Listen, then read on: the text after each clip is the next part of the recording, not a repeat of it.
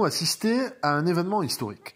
Quoi qu'il puisse se passer par la suite, les images resteront longtemps gravées dans les mémoires.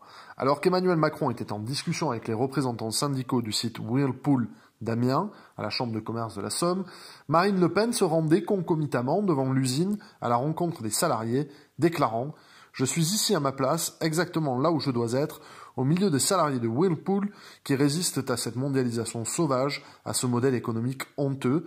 Je ne suis pas en train de manger des petits fours avec quelques représentants qui en réalité ne représentent qu'eux-mêmes. » Marine Le Pen a montré une grande empathie à l'égard de ces ouvriers français sacrifiés sur l'autel des profits. En effet, le cas Whirlpool est emblématique d'un phénomène plus visible que jamais, la disparition du tissu industriel national. Pourquoi les propriétaires du site souhaitent-ils délocaliser en Pologne alors même que l'usine réalise d'importants bénéfices? Pour deux raisons bêtes comme chou. D'abord parce que les règles du commerce mondial les y autorisent et que la France ne fait rien pour s'en protéger. Ensuite parce que les économies réalisées sur les coûts du personnel leur permettront de dégager toujours plus de dividendes pour leurs actionnaires. On le constate depuis des décennies sans que personne n'y trouve rien à redire.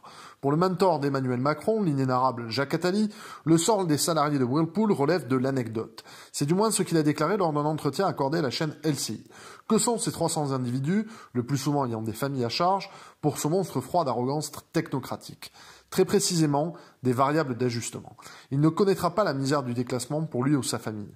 Peu lui chaud donc qu'une usine soit fermée et qu'avec elle, un territoire, en l'occurrence la Somme, continue de péricliter.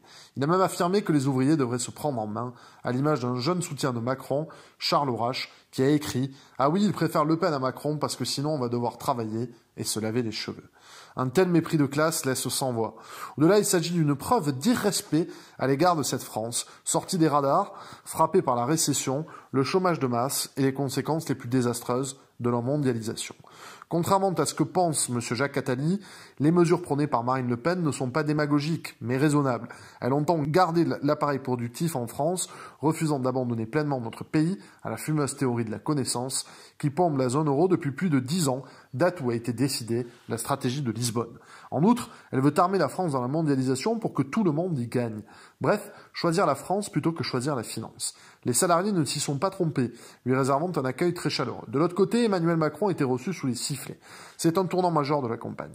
Peut-on parler d'un imprévu dans l'histoire? Nous le saurons le 7 mai. Se font face deux candidats incarnant des idées chimiquement pures.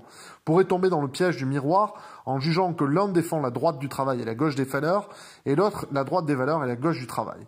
Ce ne serait pas totalement faux, mais un peu simpliste. Idem pour le clivage qu'aimerait faire surgir Emmanuel Macron en opposant son progressisme à la réincarnation qu'incarnerait Marine Le Pen.